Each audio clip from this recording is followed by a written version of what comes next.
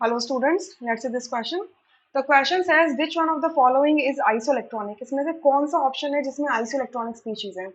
So isoelectronic species का मतलब क्या होता है?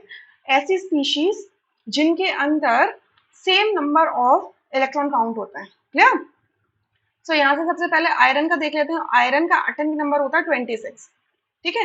एटॉमिक नंबर का मतलब क्या होता है? Total number of protons present in the nucleus. तो एटम हमारा इलेक्ट्रिकली न्यूट्रल होता है, जितने प्रोटॉन्स होंगे उतने ही इलेक्ट्रॉन्स होंगे शेल्स के अंदर. ठीक है. सो 26 इसका एटॉमिक नंबर है और ये अपने 3 पॉजिटिव स्टेट में होगा, तो इसमें कितने इलेक्ट्रॉन्स हो जाएंगे? 23 इलेक्ट्रॉन्स. कोबाल्ट का एटॉमिक नंबर होता है 27 और ये अपने 3 पॉजिटिव में होगा, तो इसमें हो जाएंगे 24 इलेक्ट्रॉन्स. यानी कि आपका फर्स्ट ऑप्शन तो यहाँ से रूल आउट हो गया, इसमें तो डिफरेंट इलेक्ट्रॉन काउंट है. ठीक है. इसके बाद आप मैंगनीज देखो. मैंगनीज का एटॉमिक नंबर होता है 25 और ये 2 पॉजिटिव ऑक्सीडेशन स्टेट में है. सो इसमें टोटल इलेक्ट्रॉन्स कितने होंगे? 23 इलेक्ट्रॉन्स होंगे. और आपका आयरन 3 पॉजिटिव में अभी जस्ट हमने कैलकुलेट किया, इट इज 23 इलेक्ट्रॉन्स ओनली. तो यानी कि ये दोनों क्या है? आइसोइलेक्ट्रॉनिक है. सही ऑप्शन है. Clear?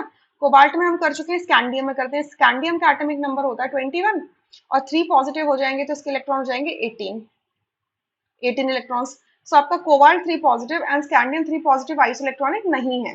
Right. So third option rule out हो गया. एक बार टाइटेनियम चेक कर लेते हैं. सो टाइटेनियम में होते हैं 22 इलेक्ट्रॉन्स और ये अपने 3 पॉजिटिव ऑक्सीडेशन स्टेट में है, तो इसमें कितने इलेक्ट्रॉन्स हो जाएंगे?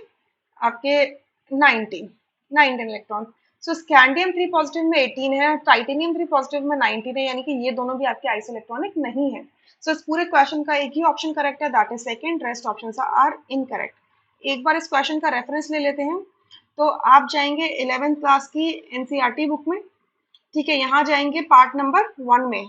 सो पेज नंबर 87 चेक करेंगे. यहाँ पर लेफ्ट में बिल्कुल बॉटम में लिखा हुआ है आइसोइलेक्ट्रॉनिक स्पीशीज.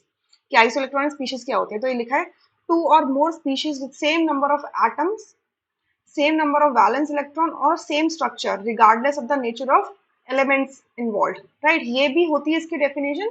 या एक सिंपल टर्म में हम ये बोल दे तो ये होती है when we find same atom or ions which contain same number of electrons. तो उनको भी हम आइसोइलेक्ट्रॉनिक कह सकते हैं.